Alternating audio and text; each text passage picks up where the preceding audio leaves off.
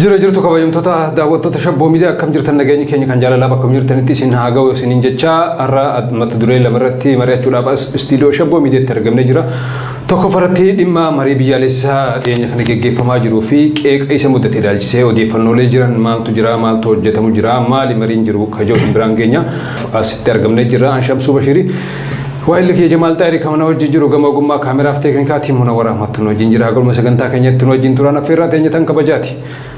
Jamsa akkuma beekamu dhiyeenya kana mariin biyyaalessaa Itoophiyaatti geggeeffamutti jira.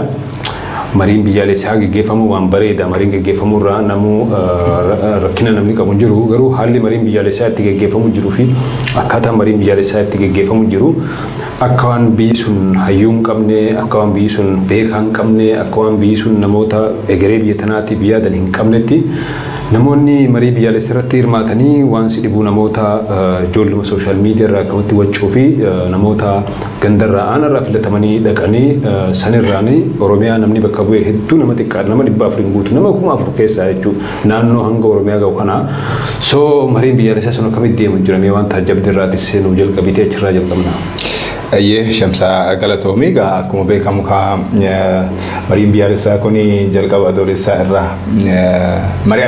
mari'ataatumaan jirama jedhama ta'uuti.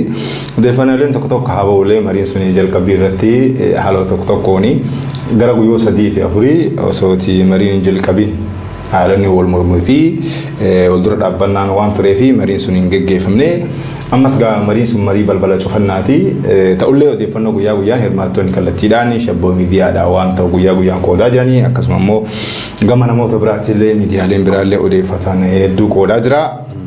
Mariin kun silaatii marii yeroo murteessaadha. Sababni isaa marii yeroon biyyattiin rakkoo hamaa keessa galtee, waraana hamaa keessa galtee akkasuma immoo rakkoolee walxaxaa hedduun waggoota 7-8 sana durallee jijjiirama durallee dabalatee rakkoon kun rakkoo waggoota 7-8 qofa osoo hin taane tiraanziishinii sunillee akka barbaadamutti qajeeluu dhabuun rakkoolee gaafa TPLF illee bara wayyaanee illee dabalatee daranuu kun ni hammeesse.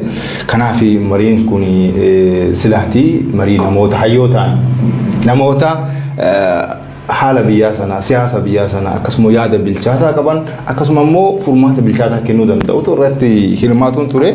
Haa ta'uutii malee mariin suni akka amma odeeffannee fi namoonni hedduullee keessaan kun nama jiranitti namoota sadarkaa gandaa irraa hanga gubbaatti jiran baay'een isaanii kan miseensotuma mootummaa biyya bulchaa jiru mootummaa badhaadhee namiidha jedhu kana akka ta'etti qoodamaa jira.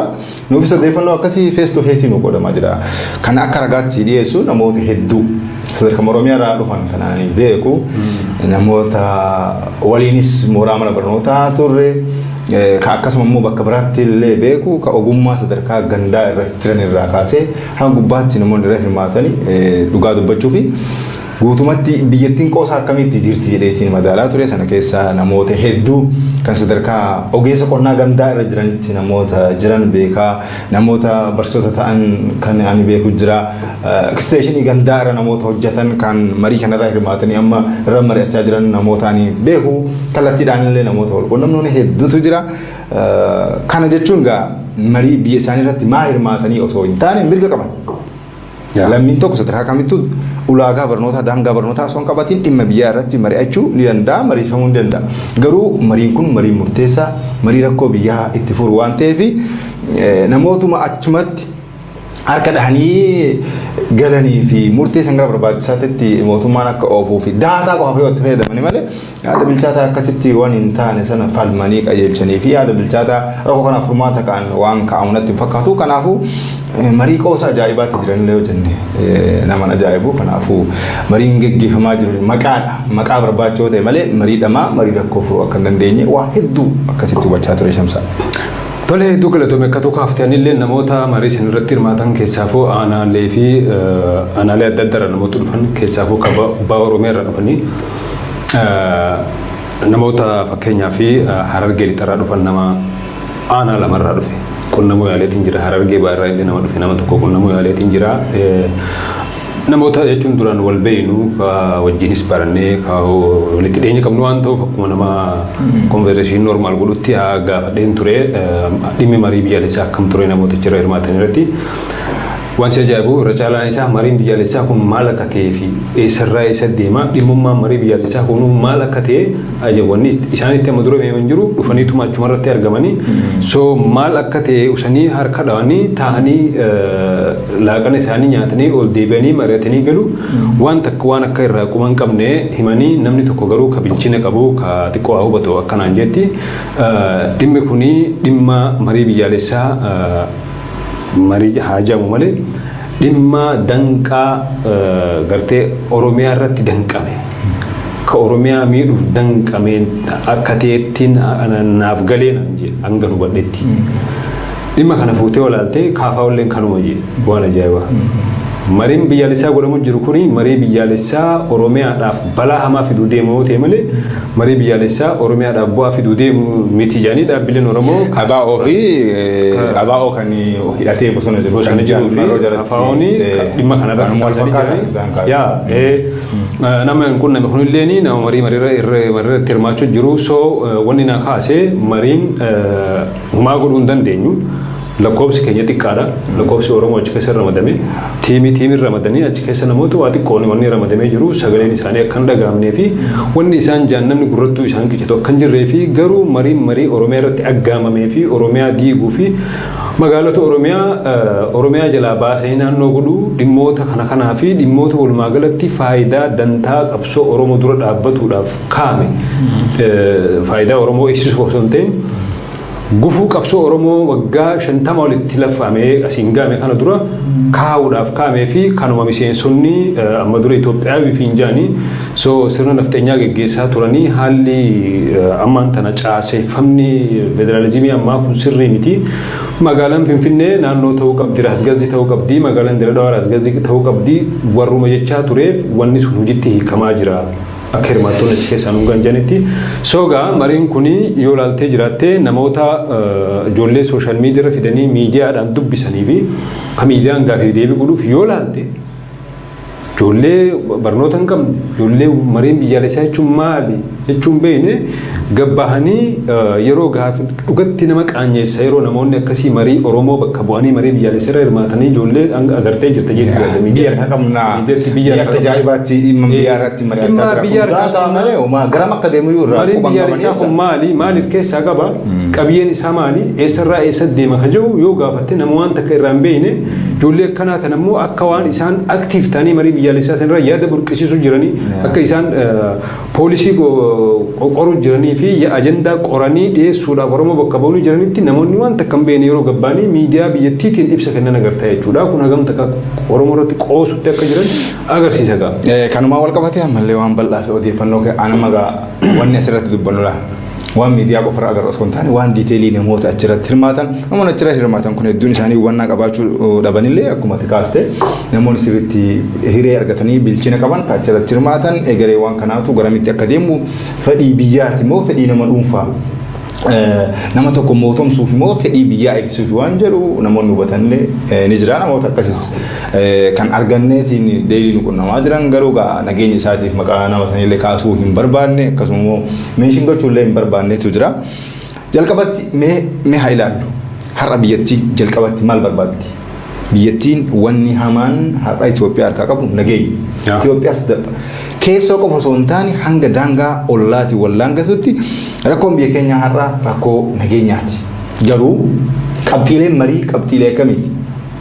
Dhimma aadaa, amantaa, magaalaa Diradawaa, magaalaa Finfinnee, dhimma lafaa, dhimma golaati. So walumaa galatti amma mootummaan kun mootummaan amma geggeessaa jiru marii waa'ee rakkooleen biyyaa waan akkaataa biyya keessa jirtu furu sana osoo hin taane marii nuti biyya kana erga qabanne seera biyyattii gara barbaachisnetti drive gochuudhaaf deeman akka ta'etu natti mul'ataa jecha sababni isaa rakkoon biyyattiin keessa jiru jalqabaan the problem of peace rakkoo nageenyaati rakkoon nageenyaa osoo jiruuti dhimmoonni achirratti laakka'aman suni yoo gadi diteelii isaa gadi ilaalte waan inumaatu waan biyya keessa deemu kanaaf akka furamuuf fedhii qaban yookiin karoora akkasii qaban yoo hin fakkaatu sababni isaa dhimmoonni tartiibaan kun dhimmoota kana dura konstituushinii biyyattii kan keeyyata naannoo 106 jalatti lakkaa'amee lafa kaa'ame sana faallessu malee dhimma nageenya biyyaa irratti fookasiin isaan godhanii fi ajandaalee achirratti deemallee hin agarree jira. Kanaafuu fedhiin mootummaa maali? Fedhiin sirna biyya bulchaa jiru sanii keeyyata konstituushinii biyyattii irratti keewwataan lafa kaa'amee boqonnaa 106 jalatti lafa kaa'ame san keessaa kan isaaniif hin taane gara akka itti deemuu danda'an akka barbaachisetti oofuudha malee rakkoo nageenyaa biyya keessa jiru kana furuudhaaf waan deemu hin fakkaatu. Ragaan isaa dhimmi magaalaa Finfinnee har'atti rakkoo biyyaatii miti. Dhimmi magaalaa Dirree Dawaa har'atti rakkoo biyyaatii miti. Dhimmi lafaa har'atti rakkoo biyyaatii miti. Dhimmi lafaa wanti isaan keeyyata seeraa san murtee kana booda bira seera biyyattii jijjiirama beek imaaji. Murtee kana booda wantoonni uummanni murteessan kun uummatatu murteessa jedhame keeyyata seeraa irraa ka duraan jiramu haaqamee kan amma sagaleedhaan dabarfame jedhamu kanatu irra kaa'ama. Rakkoon isaanii guddaan badhaadhuudha. Dhuunfaan dabalatee sirnaatitti dhuunfaan badhaadhuudha malee rakkoo uummataati miti. Kanaaf dhimma mootummaan barbaadee gara barbaadetti qajeelchuuf deemuu fi rakkoon biyya keenyaa keessa jirtu inumaatu wal dhaba. Garuu imaajin sadarkaa miidiyaatti kavariin ni godhaa jiru akka waan mariin kun marii nageenya biyyaa sanaaf furmaata fiduudhaaf mari'atamutti akkasitti ilaalamaatii jira. So kun baay'ee wal faallessa. Namoota mootummaa deeggaran kan keessaa bilchina qaban hedduu isaa miidiyaa irratti waan isaan barreessan yoo agartan haalli marii amma gaggeeffamaa jiru kun alagaan itti qophaa'ee waan dhufe fakkaata. Oromoon ammoo akkaataa marii kana laakkoo isaallee waan silaa Oromiyaa irratti murteeffamuuf deemu sana falmeetiin laakkoos ittiin dhaabu akka hin qabaannetti osoo hin jaalatin miidiyaa irratti barreessaa jiranii jechaadha. Kana jechuun alagaan waan sana waan inni barbaadu osoo hin taane mootummatu waan barbaadu akka isaa tolchutti herrega dhahee lafa kaahee namoota 4,000 kana keessa namoota Oromiyaa irraa dhufan meeqaan yoo raabse dhimmi Oromoo fi Oromiyaa irratti dhimmi lafa Oromiyaa haa ta'u dhimmi magaalaa Finfinnee haa ta'u dhimmi magaalaa Dirree Dawaa haa ta'u even dhimmi keeyyata 39 dhimmi hiree murteeffannaa kana dura qabsoo Oromoo keessatti Oromootu maqaa ittiin ka'anii yaadatte yoo ta'e irratti illee yoo kaasuu danda'a yoo haalli biyya takka waliin deemu isan gammachiisin yookiin ammoo dhiibbaa irraa qabaate miidhaa irratti qabaate diinagdeen biyyaa isaa ga'a yoo ta'e humni ammoo uf dandeessee isa dhaabbachiisu ga'a yoo ta'e hiree ofiin murteeffannaa artikelii 39 jalatti barraa'eetiin lafa jira. Seera konstituushinii biyya keenyaa kana duraa keessatti qabiyyeewwan ka'an isa kana fa'a. Inumayyuu ajandaaleen kan kunneen ajandaalee Oromoo fi Oromiyaa qofa irratti xiyyeeffatan akka ta'anitti hayyoonni illee bal'inaan lafa kaa'aa jiranii. Kanaaf akka ijoolleen irraa hirmaatan qoodaa jiranitti kan alagaa gammachiisu qofa osoo hin taane mootummaan ofii isaatii karaa san deemuu waan barbaaduu fi kan itti lafa kaa'edha. Hayyoonni illee kanuma ragaa bahaa jiran Shamsaa sitti dheeressina akka. Yaa akkasuma wanni lafa kaa'amu jiru waan dantaa Oromoo eeguu osoo hin ta'in keessaafuu akkaataan itti namoota 380 caalle namni Oromiyaa irraa dhufe nama 4,000 keessaa so namoota Oromoo kanaa kan Oromiyaa bakka bu'uun dhufan kana tiimii jira. Tiimii san keessa nama hanga ta'e tokko faffacaasanii jiran jechuudha. Kanaafuu tiimiilee faffacaasaman san keessatti yoo sagaleen ka kennu ta'e namni Oromoo kachi keessa ramadame sun osoo kafalmu ta'e ni falmanatti hin fakkaatu. Maaliif dhiibbaa irra jirudha. Osoo kafalman ta'e sagalee namoonni marii kanarra hirmaatan illee bakka Oromoo warra falman osoo hin taane kafalmu reetiin isaa xiqqaa dhaqee harka dhooftota kanummaa dhaqee harka dhooftota hubannoo qabullee falmuu hin danda'u waan isa duuba riskii isa duuba ta'eef yookaan yaada kennachuu dhabee afaan isaa cufateetiin nagaa hangala malee morme taanaan achi yeroo gadi ba'u waan duubaa isa eeggatu gatii inni kafaluuf taa'u inni amana waan ta'eef yoo itti qajeelullee baatan amma jaluma jalaan xiqqoo akka nu batamne itti miidiyaa irratti qoodaa jiranii. So akka Oromoon dominee taatee marii kanarratti olaantummaan harkannee fi murtiin murtaa'u qaba dhimma Oromoo irra murtaa'u hundi akka Oromoon sagalee caalmaadhaan hin ta'u jee duran dhaabbannetti kaalkuleeshinii isaaniitiin lafa kaa'atanii dalagamee dizaayin godhamee itti seenamee jechuudha. So Oromoon hanga fedhee mormu jiraate achi keessatti sagaleen isaa dhagaman qabdu jechuu fi xiqqaadha sagaleen isaa. Kana jechuun akka Oromoo galuutti salphatti yoo ibsine gareen tokko nama 50 qabaaf nama Oromoo torba keessa buufte. Ajandaa Finfinneen magaalaa of dandeettu haa taatu yoo jedhan nama 50 hirmaate keessa lakkoofsi Oromoo torboote mee harka dhooftoon suna amma warra dantaa biyyaa eessanii yoo haa ta'an haa jedhan murtiin Oromiyaa irra darbaa jiru kun murtiin irra darbaa jiru jedhanii haa falman namni 43 namni naannoo biraa irraa dhufe Oromoo Finfinneen akka magaalaa of danda'e taatu namni 43 kun parsantii 100 ni barbaada kunillee qabsoo kana dura isaan gochaa turan saboonni biyyattii hedduun jecha so 43 yoo harka baasee torbaan sun falmee dhiisetti illee magaalaa Finfinnee magaalaa of dandeettu akka taate mirkanaa'ee akkasitti wanni Oromiyaa irratti gaggeeffamu jiru haala kanaan diraayiv godhamee dhimmi keessa 39 dhimmi magaalaa Finfinnee dhimmi magaalaa Dirreedhawaa dhimmi keera seera keeyyata 49 dantaa addaa Finfinnee irraa qabdu dhimmi lafaa kun hundi jechuun ajandaan dizaayin godhamee akka Oromoon itti sagalee keessatti hin qabne taasifame saniifuu Oromoon hanga fedhi yoo falmees namni hangi suni homaa fiduu hin danda'u jechuudha dizaayin godhamee shira ajaa'ibaatu uummata Oromoo deema wanni kun gaayoo murtaa'ee dhugumatti gabbahee murtaa'ee uummatatti gabbahee uummanni kanaaf deebi akkam deebisa Finfinnee magaalaa naannoo haa taatu Dirreedhawaan naannoo haa taatu yoo jaan keeyyanni 39 haqame dantaan Oromiyaan Finfinnee irraa qabdu haqame dhimmi lafaa immoo dhimma akka dur mootummaa fi nama dhuunfaa osoo hin ta'in dhimma abbaan fedhe akka fedhe bitee gurguru jedhanii yoo awaajan seera kun wanni kun waan zabana meeqa dura cabee so kanaaf Oromoon deebii isaa maali ka jiru moo seetuma rafee fudhatee akka sirna duritti deebi'emu moo ofirraa dura dhaabbatee react ka godha ka jiru fuula dura kan wajjin laallu ta'a jechuudha kanaafuu walumaa galatti biyya san keessa hayyuun dhabame immoo kana dhibe hayyuu dhimma kana xiinxalee konsekwensiin isaa kana faayidaan isaa miidhaan isaa balaan isaa kana jee lafa kaa'ee xiinxalee waan san lafa kaa'uun dhabame immoo PPT waan kana fi maxxansuun barbaanne immoo miseensota isaanii qofa gandarra hanga gubbaa jiranitti walitti qabanii teessanii kanuma marii hayyuu qollifatte gaafa homaa walitti qabattee kufaati sirnoota kana duraallee yaadatti bara kana kufaatiin biyya Haayila Sillaasee irraa qabee hanga aheetti gaafa kufuuf kallattii qabattu biyyi hayyuma qollifatti hayyuma abaarti hayyuma ajjeesti halkanii guyyaa hayyuutu akka diina biyyaa ta'e ammoo alagaa waliin hojjetutti ammoo dirra miidiyaa yookiin ammoo uffisa miidiyaa godhu. So egaa amma kanaafuu hayyoonni lagatamanii baqatamanii dhiibbamanii baafamanii taa'utti jiran jechuudha. Okay mariin biyyaalessaa marii nageenya biyyaafidha. Nageenya biyyaa yoo ilaalte bara amma lolli Tigraay fi mootummaa jidduu jiru arramoo boruu dhu'aa qophii TPLF itti jiru namuu quba qaba. TPLFin dhagaan qabtee dhaabbatu jira jechuudha. Quba tokkoon dhaabbatu jira jechuudha. Lola jalqabuudhaaf. Wanni kun lola kana hambisamoo ka Eertiraa wajjin dhimma galaana diimaa irratti deddeebianii kaasan kana hambisamoo ka naannoo Amaaraa keessa jiru kana hambisamoo ka naannoo Oromiyaa keessa lolu jiru kana hambisamoo nageenya naannoo Sumaalee kabade kana hambisamoo mariin biyyaalessaa kun maali yoo jettee ilaalte waan takka asirra ga'e dandeettii humnaa fi ga'es hin qabu jechuu waan kana hambisuudhaaf. Akeekaa fi kaayoon isaanii mee nama waan takka siyaa gaafa akkuma dhuunfaa wal bira jirra malee waan naaf hin galee yoo kan hubannoo qabaatu taate naa deebista simaa gaafadhu.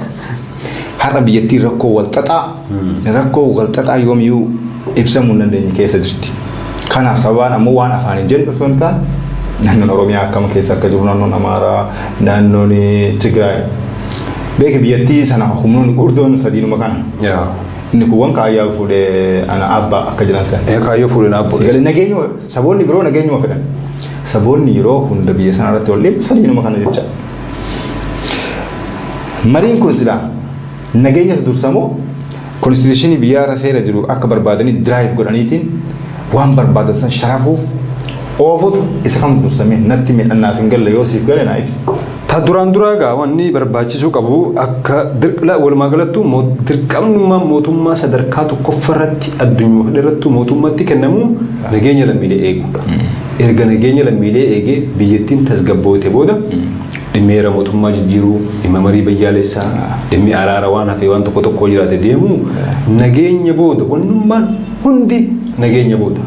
Erga nageenya bu'ee kara itti waan kara misoomaa haa ta'u kara dimokiraasii haa ta'u kara imaammata kee biyya imaammata foreign policy kee hojiitti hiikuu haa ta'u nageenya ollaa wajji buusuun hundi dura yoo biyyi ta'e nagaa qabaatte Itoophiyaan nagaa qabdi irra hojjenne ibsa buutaati walakkaa ol nagaa hin qabdu nageenyi as Oromiyaa magaalaa naannoo Jiddugalaa kan nageenya hin jiru bar Wallagga Arsii Baale Harargee maali fagoo dheeta Oromiyaa keessa qofa bakkee nageenya jedhamallee hundi isaa daangaa irratti guyyaarra nama ajjeefamaa jira. So naannoo Amaaraa akkuma beeknu to'annoo mootummaatti ala jechuu ni dandeessa. Naannoon Tigraay silaa biyya if dandahee akka biyyatti meeshaa waraanaa hidhatee qophaa'aa jiru loloomiin jalqabaa arramuun jalqabaa boruun jalqaba jee waraana 2022 dursite sana dura irraa jalqabe sana dura irraa jalqabe naannoon Tigraay to'annaa mootummaatiin ala turte. Erga yaadi dullachi kutee jijjiirame kutee ilaa itti irratti naannoon Tigraay guyyaa tokko mootummaa jala jiraattee hin beeku jechuudha. Lolli taraa tana dhufu immoo lolli akka amma duraa sanii miti. Lolli amma duraa gama kaabaatiin Tigraay Eertiraatu jira humnoota faannoo deeggaree naannoo Amaaraa jechuudha. Kitatti awaajii gaafa jaanii wanti jaansanii sanirraanii gaafa tokko muummichi ministeeraatu waa'ee kanaa barreessee feesbuukiin isaa BBC nuti gabaasee ture feesbuukiin ni haqee barreeffama inni barreesse. Gaafa qottoos mancaas waan qabdan qabadha buqqaa jaanii Tigraayitti duulansan jechuudha. Makalaakaa dabalatee.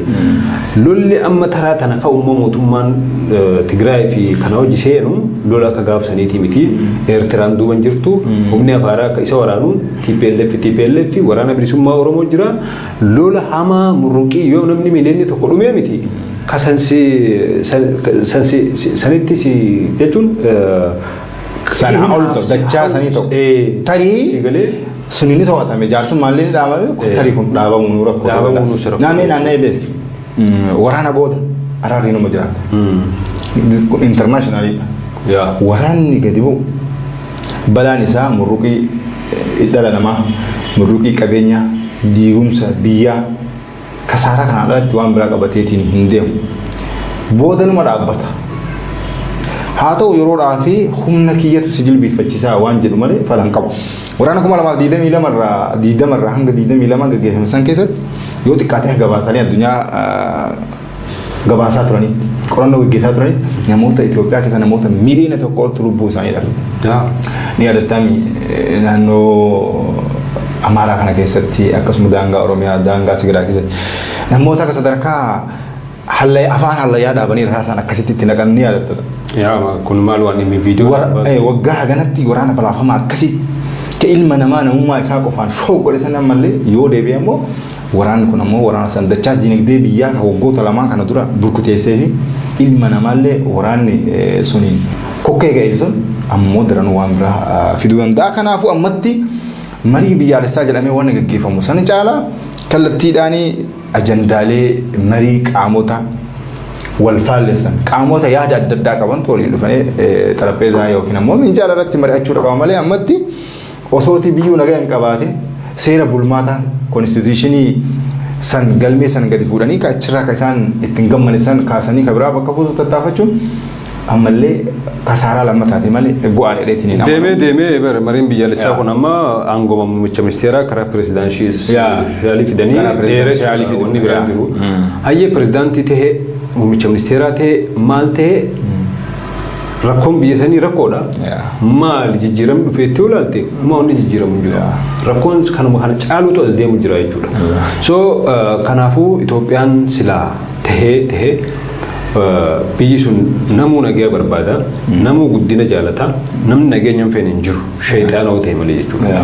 Osoo silaa ta'ee gatta'anii humnoota mootummaa lolan kana wajjis mari'atanii mariin godhamee nageenyi bu'ee qaamni biyya san na ilaallata jiru hundi waliin dhufee bakka takka taa'ee marii biyyaalessaa godhee yaadaan irratti wal feeddaganii irratti gartee wal mormanii karaa ta'utti oofanii hayyee waan takka amma ka paartii mormituun hirmaanne ka qaamni hidhatee isaan lolu ka sodaa isaa ta'ee jiru keessatti hirmaanne ka wanni takka keessatti hirmaanne bilchiginnaan qoftiin ufumaaf wal jaartee wal fiddee marii biyyaalessaatiin godhee hiree uummata Itoophiyaa murteessa yeroo jettu kun qoosaadha malee marii biyyaalessaati jettee fudhachuudhaaf nama rakkisa. Qoosaadha uummanni se'anii marii biyyaalessaa jedhameeti miidiyaalee mootummaa gosa kamiin jiru afaan kamiinuu jiru halkanii guyyaa dhaadheessuu qofa osoo hin taane uummanni akkamitti ilaaluu qaba akkamitti hubachuudha qaba marii biyyaalessaa jechuun maal? Marii biyyaalessaa jechuun jalqaba yeroo biyyattiin takka rakkoolee xaxamaa rakkoolee hammaataa rakkoo nageenyaa akkasuma immoo diinagdees haa ta'u rakkoolee xaxamaa keessa galteetti mariin biyyaalessaa kan gaggeeffamu. Mariin biyyaalessaa cal jedhameetumaan yeroo barbaadametti hin gaggeeffamu yookiin ammoo sa'aatima barbaadametti kan taa'amu miti. Yeroo biyyattiin haala hamaa keessa jirtutti. Mariin biyyaalessaa egaa akkasii kan gaggeeffamu taate ammatti biyyattii sun rakkoon hamaan biyyattiin keessa jirtu rakkoo nageenyaati malee rakkoo seera fooyyessuu rakkoo akkasuma immoo qaamni biyya bulchu dhimmoota barbaadu gara barbaadutti diraayiv gochuu yookiin ammoo tiraanziitii barbaadu miti. Kanaafuu hawaasni illee akkasitti hubatee miidiyaa kanarraa namoonni harkadhaan maayikii jala qabanii mirqaan ajaa'ibaa kanaan wanni jijjiiramu takka hin jiru. Mirqaanni yookiin ammoo faarsuun ililchiin nageenya biyya sanaa fiduu hin danda'u. Kanaaf hawaasni bal'aan akkasitti hubachuu qaba. Marii biyyaalessaa irratti wanti silaa ta'uu qabu. Mariin biyyaalessaa hiikaan isaa qaamonni yaada faallaa qaban, yaada wal dhiibu qaban waliin taa'anii dhimma biyyaa irratti mari'achuu yoo danda'an.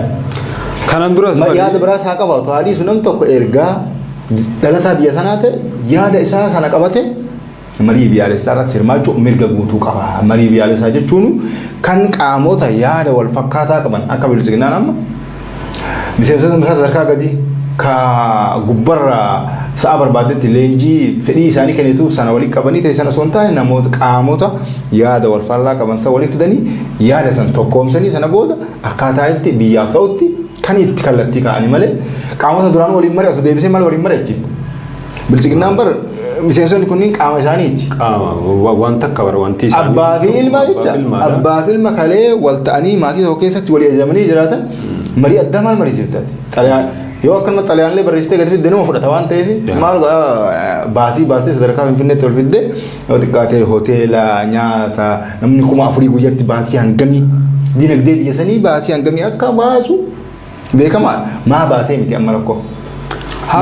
Mariin kun bu'aa qabaata biyya sanii fi rakkoo nageenyaa fi kufaatii biyyi sun keessa jirtu furmaata fiduu danda'u jedhamu akkasitti ilaalamuu qaba malee mirqaanaa fi ililchiidhaan wanni furamu hin jiraatu jechaadha. Walumaa galatti mariin biyyaalessaa amma deemu jiru kuni marii biyyaalessaa ka biyyaa osoo hin ta'in marii biyyaalessaa jedhanii maqaa marii biyyaalessaatiin dantaa Oromoo faayidaa Oromoo sharafuu fi akka alagaan barbaadutti hojiitti hiikuuf waan godhamaa jiru waan ta'eef kanaafuu Oromoon waan kanarratti arra Finfinneen naannoo Diredwaan naannoo gaafa jaaniin gabbaasan Oromoon maal eeddii ka jiru I don't know ansa waan beekun qabu maaliifi haga magaalaan hangana geggeessu naannoodha jaanii sirraa fuudha wanni eeduun jirtu keeyyan 39 hin jiru sanirraani lafti ta abbaa dhuunfaatii abbaan goote abbaan goote for already lafti naannoo lafti ta abbaan goote kanaafuu abbaan goote ta'e qaamni tokko yoo Antaartikaa lafa taate Antaartikaa irra ilmi namaa yoo jiraate achi dhufee bakka barbaade sirraa bitachuu danda'a bakka barbaade gurguruu dandeessa